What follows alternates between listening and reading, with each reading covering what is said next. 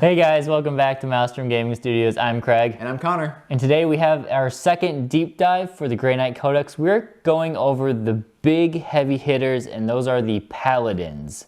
Yes. A interesting unit we put down as complicated in our good, bad, and complicated video. And you will see our reasoning for that in this video. We'll go over our reasoning why, we'll go over some of the things we like about them, some ways we think you should try using them. Yeah. And yeah, we'll do over that. If you guys are looking forward to these videos or other tactics, deep dives from the Grey Knights, Tyranids, and other 40k factions, please subscribe for more content. Hit that like button so we know that you guys are enjoying this. And without further ado, let's get into the video.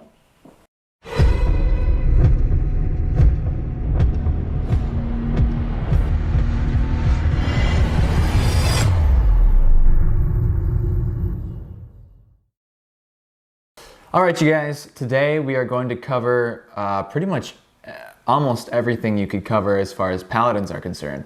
First off, I have an important note, reiteration, something important to understand about the Grey Knights. Paladins data sheets, their loadout options, Warlord traits that can help them, tactics and playstyles, and then we'll give you our conclusion. All right, so your important note first. Yes, we've said this in multiple videos now for the Grey Knights, but I think here is probably the best place to really explain it well.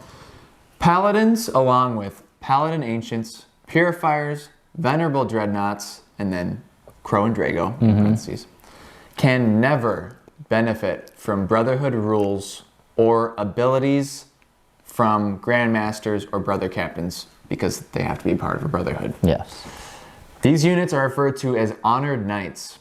Aside from Dread Knights, these are some of the hardest hitting units in the book, so it's unfortunate that they cannot benefit from... They're already up, you can't stack them even higher. Yeah, which I have it here at the bottom. It makes sense fluff-wise, but come on. Other armies get to do all kinds of Sometimes. I'm not going to complain about it, but it is, I think it's important to note that there's only so many... buffs you can do with these guys, but we're going to go through all of them. Yeah. You'll find out. So first we just have the data sheet of the Paladin. They are 47 points a model. Oof. Quite pricey. Quite. But they do bring a lot to the table. So they're movement 5, weapon skill 2+, ballistic skill 3+, strength toughness 4, 3 wounds a model, 4 attacks, 5 on the Paragon, leadership 8, 9 on the Paragon, and a 2-up save. So very solid. Not quite a, it's like a super Terminator stat line, basically. Pretty much, yeah. I'm actually surprised their leadership is only 9 with the Paragon. There's a lot of stuff in here that's 8. I know they're trying to stay away from leadership 10 all around the board. They're not Necrons, so I get it. So they're equipped all the Stormbolter, standard rapid fire 2, strength 4, damage 1. They have their choice of close combat Nemesis weapon. 10 points for hammer, like always. And then free for everything else. Free for everything else. Nice and easy. For every 5 models, you can have 2 special weapons. Guns, basically. So you have to have 5 in order to even have 1, but you can take 2. Yep. And those are your... side cannons. Incinerator. Are they heavy side cannons on the Terminators, or are they just standard? No, they're just standard. Only the big guys. Only the Dread Knights get the heavy versions. They have a 5-up invuln save. Yep. They're Crux Terminatus. And they get to know 2 powers, and they get to pick these 2. Very unique. Very unique from the Sanctic Discipline, and they can cast and deny 1 power each turn. Yep, and it goes without saying, but they know Smite as well. So they know 2 powers. Plus Smite. Plus Smite. Yep. Oh, this is why I was just going to do it, actually. This is why we had that thing at the beginning of this. Not the Brotherhood psychic powers. Got it. Okay. Yes, and we will come back to that at the end with our final thoughts. But for now, we're going to go with the cool stuff. Key Warlord traits. Again, the Brotherhood ones do not help these guys. They don't work with them. So, because of that, there are actually only 3 Warlord traits, correct me if I'm wrong, in the entire book that will help Paladins at all. In any way. So these aren't ones the Paladins can take, but ones they can be buffed. Yeah, they can't take a Warlord trait, but these are the only ones in the whole book that will help them in some way. Yes. So we're going to start with what I think will probably be the best Warlord trait in the entire book, which is Unyielding Anvil. It is a 6-inch aura. It gives Grey Knight core and Grey Knight character units objective secure. And they are core. And they are core. And I guess the second part of that is if they're already objective secure, they get double models, but that's besides the point. So this is insane. It's very powerful, especially with Paladins, because they're going to be hopefully sitting on an objective and killing stuff off of objectives. Yep.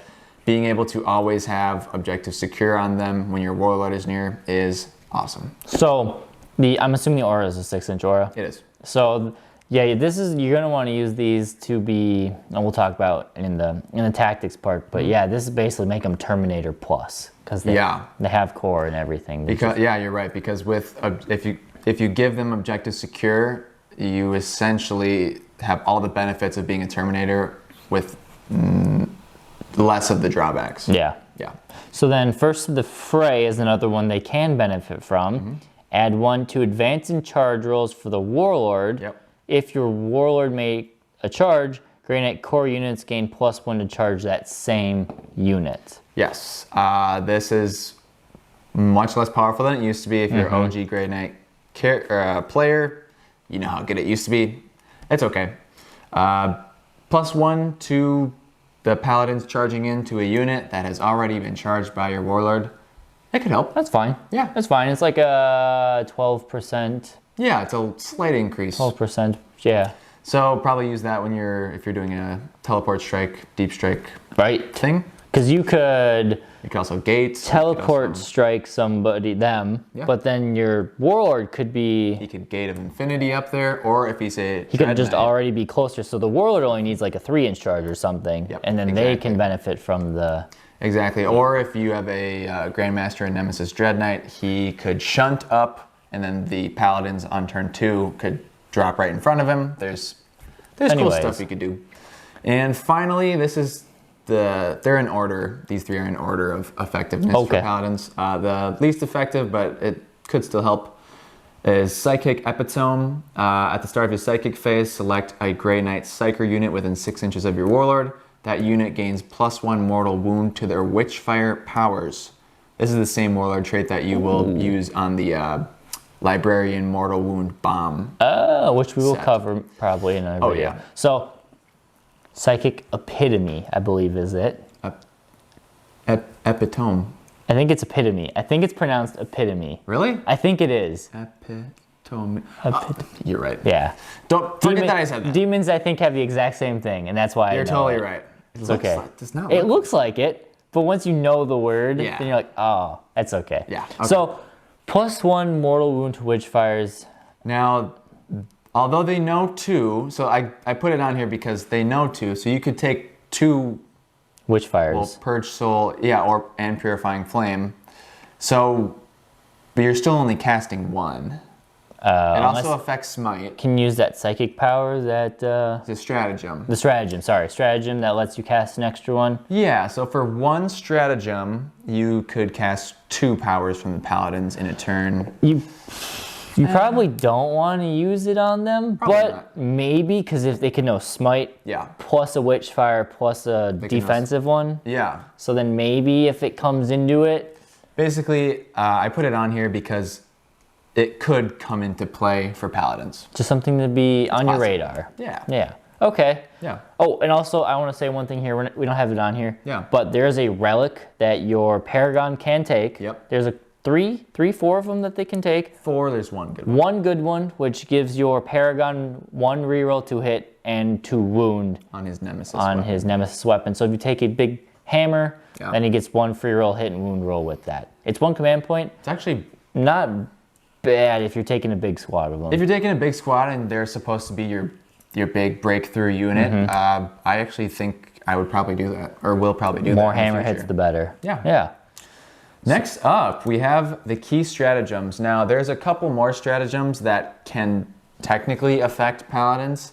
I put the ones that I think will be used. Okay, so we're just going to rapid fire through these. We don't have them all right now, but we will read them off to you. Yes, and There's there's 3 on here that have little stars next to them. Those are the absolute best ones in my opinion. Okay. So if you want to read me the names, I will just like bounce through and read them off. So all right, so first one, Psychic Channeling for 1 CP. Use a stratagem in your Psychic phase when a Grey Knight Psyker unit from your army is selected to manifest Psychic powers until the end of the phase. Each time a Psychic test is taken for that unit, roll an additional d6 and discard the dice. So 3d6 on your Psychic test. Not bad if you need to get a key one off. Yeah. Okay. Psychic Onslaught. 1 CP. At the start of your shooting phase, Grey Knight Psyker unit, until the end of your phase, each time a model in that unit makes a ranged attack with a psi weapon, add 1 strength characteristics to the attack and improve the AP by 1. So, obviously, you only use this if you have them with... Psi Cannons?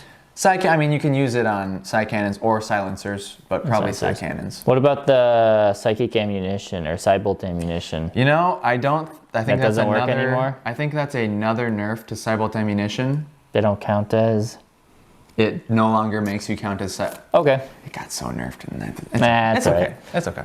Steel Heart. Yes, so the Steel Heart for 1 CP, you use this on Terminator units, which Paladins are Terminators.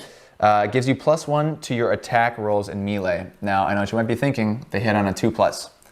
If you have a hammer, or if you're somehow -1 to hit something. Which could come up. Which happens. Man, you could make a squad of a bunch of hammers hit on 2s. Yeah, that I forgot to write that down, but that is... I like that. That's a way to play them too. So Death from the Warp. Death from the Warp for 1 CP. Use this in your shooting phase when a Grey Knight Psyker unit shoots. Until the end of the phase, each time a model in the unit makes a ranged attack, if that unit was set up on the battlefield using Teleport Strike, add 1 to the attack's hit roll. So this is the first of multiple stratagems that can only be used when using Teleport Strike. Not Gate of Infinity, not Teleport Shunt, just Deep Strike. Just straight Deep Strike. Yep. But +1 to hit if you got a big squad of them. Yeah. Stormbolters, Psi Cannons. Not bad. Silencers. Yeah. Not bad. Next up, we got, what is it? Why don't you try to say the name of this one? Chirurgic. Chirurgic Resurrection. Chirurgic Resurrection. For 1 CP. It is right here. This is one of the apothecary ones, which is cool. Oh, nice. Use it at the end of your movement phase. Select 1 Grey Knight's Apothecary from your army, and then select 1 Grey Knight's infantry unit that is within 3 inches of the Apothecary. 1 of the selected unit's destroyed models is returned with its full wounds. Oh, okay, so that's just the healing one. That's the healing one. So basically, this is what Primaris Marines don't... It's what they have, and they don't have to spend a CP on it. If we pay an extra 20 points or something on the apothecary. Oh, is it 20 points? You got to pay, yeah. So it's one of those upgrades kind of like what you have. At least there's that. You got to pay. So to do that, the Primaris Apothecary is 115 points, but it gets to heal something, D3 wounds, and bring a model back to life. So I guess Grey Knights get that, but you have to spend a CP every time you want to do it. Yeah. Okay. I mean, that's still great if you have your apothecary there and you need to bring him back. So I'm looking up the definition here. Chirurgical is something related to surgery. That makes sense. And it basically means surgical. So surgical resurrection. I feel like we could have figured that out if we had enough time. Probably could have figured it out. That makes a lot of sense. Okay. Funny. The more you know. All right, now we get to what is one of the 3 best stratagems in my opinion. Haloed and Soulfire. Haloed and Soulfire. The second one that requires you to teleport strike. Use a stratagem in your movement phase when a Grey Knight's core unit from your army is set up on the battlefield using teleport strike. Until the start of your next turn, each time an attack is made against that unit, subtract 1 from the attack's to hit roll. So that applies to shooting and close combat until your next turn. Oh. For 1 CP. So you can just add a ton of durability to I think them. that's so good. That's very good. It seems debatably the best besides Transhuman or our reworded Transhuman. I like it. Yeah, very good. Yeah. Next up, what was the next one? Alloy of Disciples. Disciplines, sorry. Alloy of Disciplines. For 1 CP, in your command phase, select 1 Paladin unit from your army. Select one psychic power from Sanctic Discipline it does not know and replace it with the power it does know. Oh, okay, so it's a little swap. There's other ones, we've mentioned there's other stuff like that for characters, but yeah. So that could come up with It'll come up. Psychic Onslaught, so you could swap out a power, swap into an extra Witchfire, and then use that. So it's 2 CP, but you could potentially get 2... You could switch out both powers, kind of. Or... No, you can only switch out one. But you could use 2. You could use both then, yeah. Okay. Something. Cool. Next up. True Silver Armor. This is our version of Transhuman. It's 2 CP. Is it not normally? No, Transhuman is 1 CP. What? Yeah. We might have to pause here. I want to see if it does anything extra. If not, I might be slightly upset. Okay. No, yeah, what does it say? I'll just read it, yeah. Use this stratagem in any phase when a Grey Knight's core infantry unit from your army is selected as the target of an attack.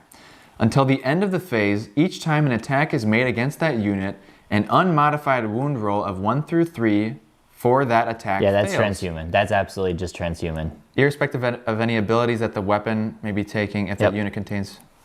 Yeah. It's really 1 extra CP? Yeah. Actually, I think it's 2 extra CP if you have a unit of 6 or more models. It's 1 always for... Yeah.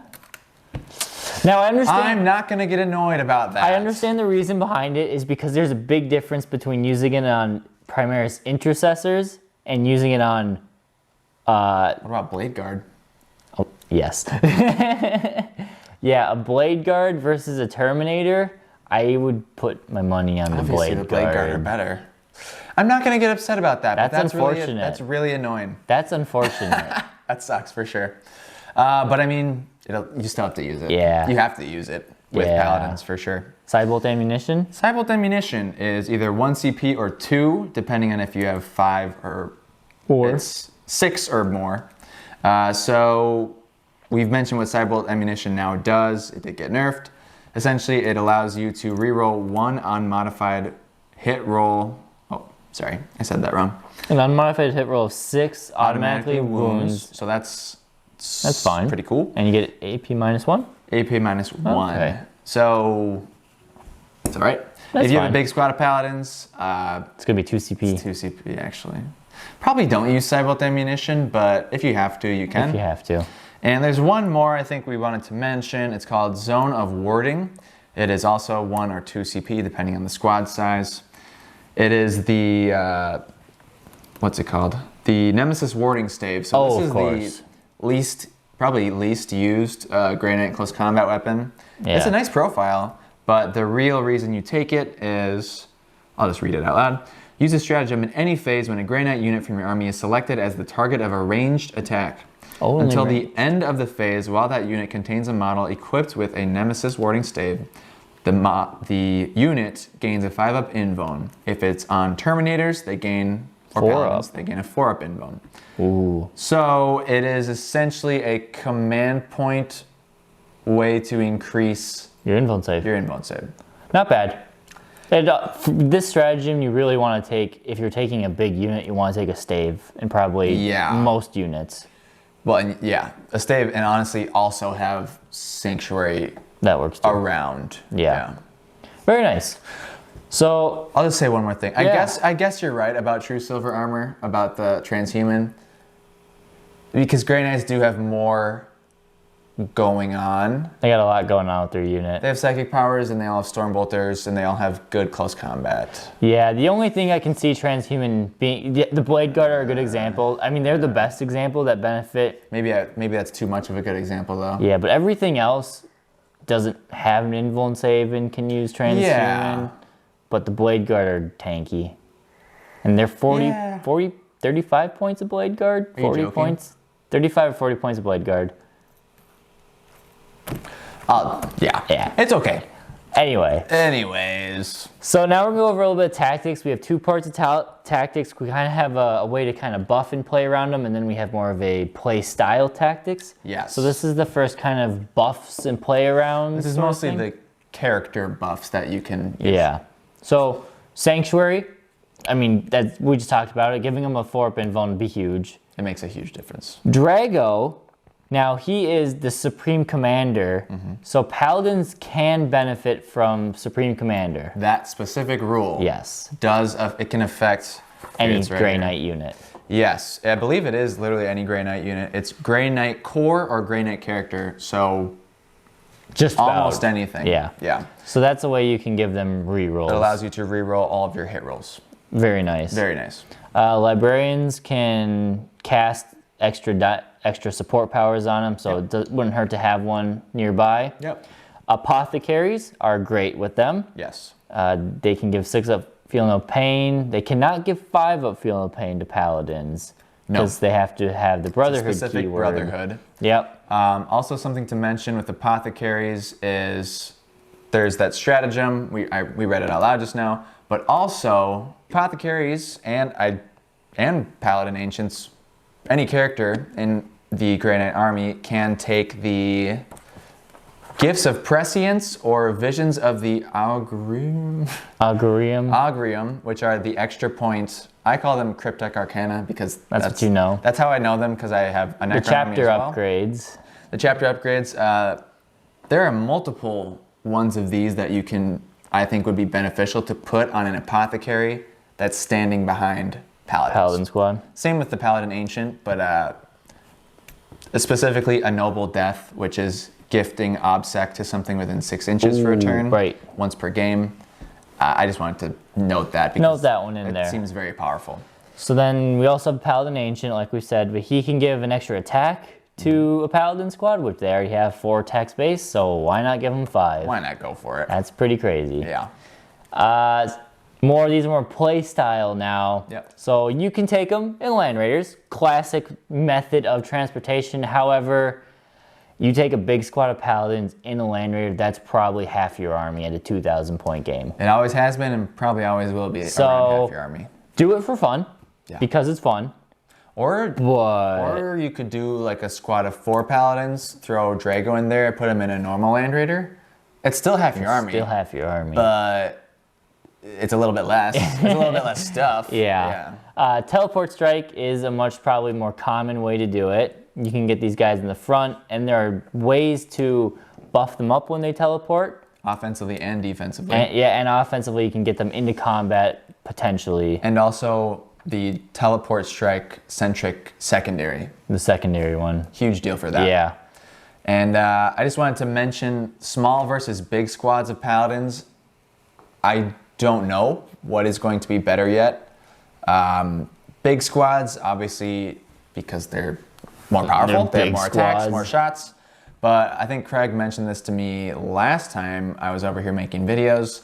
Min squads of 3, you can take them in squads of 3, could be nice for secondaries because it's not, I mean, it's 150 points, which is a lot to some armies. It's not too much to Grey Knights, but you could drop them in way in a corner somewhere.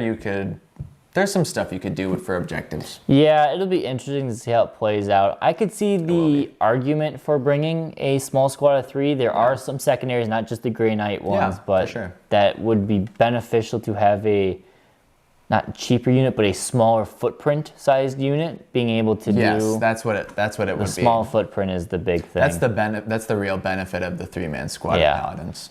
And then the last thing, the most important. the big one, you can get a squad. You can basically play these as pseudo Terminators or better Terminators, Terminator Plus. Get them on that midfield objective that is crucial for your opponent. Give them OBSEC, and now they're gonna be the big centerpiece of your army that your opponent is going to have to shift. Yeah. So we already mentioned the Unyielding Anvil. Well, I guess we mentioned both of them, yeah. So Unyielding Anvil is obviously the better one because it's a constant aura, but you can also use a Noble Death for emergency once per game. There's no range on Noble Death, right? Oh, it's right here. A Noble Death. There is a range. It's 6 inches. So you have to pick a unit within 6 inches. Actually, no. It's while friendly Grey Knight core and Grey Knight characters are within 6 inches of the character that has it. Oh. But it's only once per game, once per battle. So it's a turn of OBSEC. It's a turn of OBSEC on a specific character. Yeah, I was thinking, can you like give a unit on the other side of the table OBSEC? And no, not that good. So those are some ways. I like personally, I like the big squad. Me too. Deep striking in. Me too. Terminator plus. Yeah. I mean, especially because there's 2 pretty reliable ways to give them objective secure. And durability buffs. And durability buffs. Drop these guys in, you know. Let these contest the center of the board. Yeah, and I mean, as far as not having them on the board turn 1, they're not going to be doing that much on turn 1 Doesn't anyways, matter. besides absorbing firepower, which you Yeah. don't want them doing. No, not at all. They're as squishy, like we mentioned, they're as squishy as Terminators unless you drop them in and use specific strategies. These are going to be your well, no, these are going to be like your tanks. For what other people bring as their tanks or their monsters, your paladins are going to... You're going to have Dread Knights, but this is the next scariest thing. So It is. Everyone who's bringing like 7 to 10 las cannons or bringing multi-meltas galore, they are going into this unit. 100%. So you're going to have to use those buffs, use obscuring terrain and everything to keep them alive as long as possible, because they are going to be target number 1, which is good, because if they're target number 1, I was just going to say the rest of your army can be playing around the rest of the board and doing their own thing. Which is why I think probably 1 big squad, to me at least right now, sounds like the best way, because you can just... You'll get the most out of your Yeah. stratagems too. Now, some of your stratagems will cost a little bit more, but the 1 extra CP in the long run, I think, is worth it, even if it is a big point sink. Yes, 3 CP on that one. on that one is a bummer. That is a big point sink. But so maybe that's a reason to do just a squad of 5. Might see. be. And the point level you're playing at. Obviously, you're playing at 2,000 points. 10 paladins is about 25% of your army. That's a lot. Playing at 1,500 points, that's a third of your army. Yeah. So we'll be playing a lot of the games, majority at 1,500 points. So you probably won't see as many... Probably more 5-mans to start us off. More 5-mans. We'll do a few 2,000s, but... Yeah, we'll see. We like to do 1,500 to keep them at a good time limit on the channel, and some variety for your viewers. For now. So, final thoughts as we wrap up the Paladins here. Yes. So, I think the main, we said it in our first ever Grey Knight video, the main thing Paladins can be described as complicated. Yeah. They are probably the most complicated unit in the entire codex because they have so much good stuff about them and a bunch of bad stuff about them too. So the good stuff is their offensive power is absolutely the highest it has ever been in the game since I started playing in 5th edition. Yeah. They have 2 Sanctic powers that they can choose. They are weapon skill 2+, 4 base attacks, 5 for the Paragon. And that's really strong offensively. Very strong. If you can get them there, it's strong. But you don't...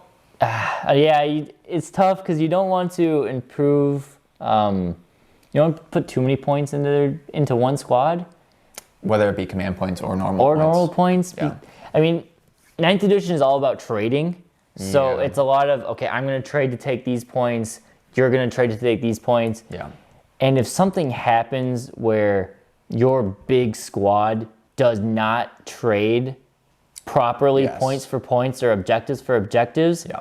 that throws a huge chunk of your army and your tactics out the window. It does. And not being able to buff them the same way you can buff the rest of your units. Yep.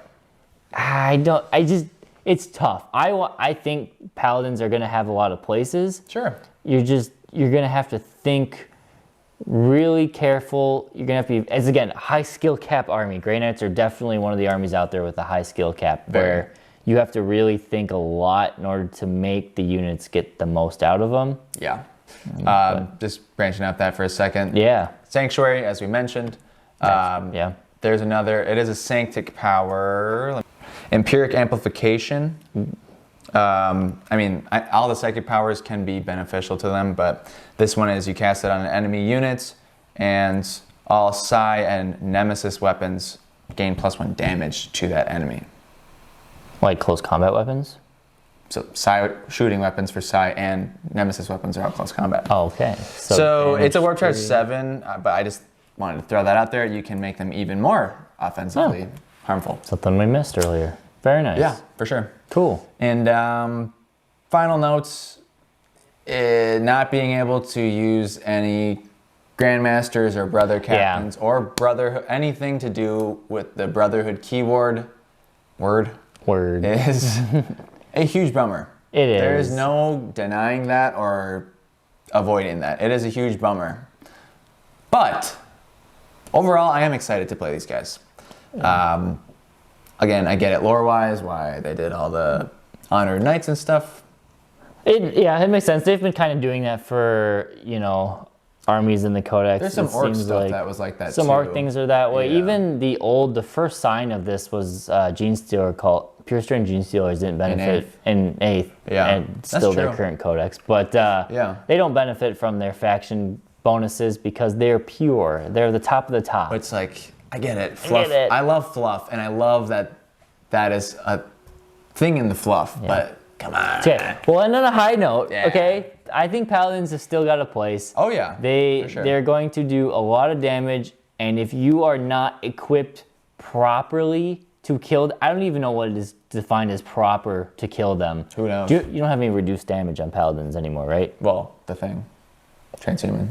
Okay, well that's just reducing like the number of income, but you can't like reduce damage 3 to damage 2. That was an old thing you could do, right? That's not anymore. Damage 3 to damage 2? Yeah. Wasn't that an old stratagem, 8th edition, right? That was the whole thing that made Paladins absurd.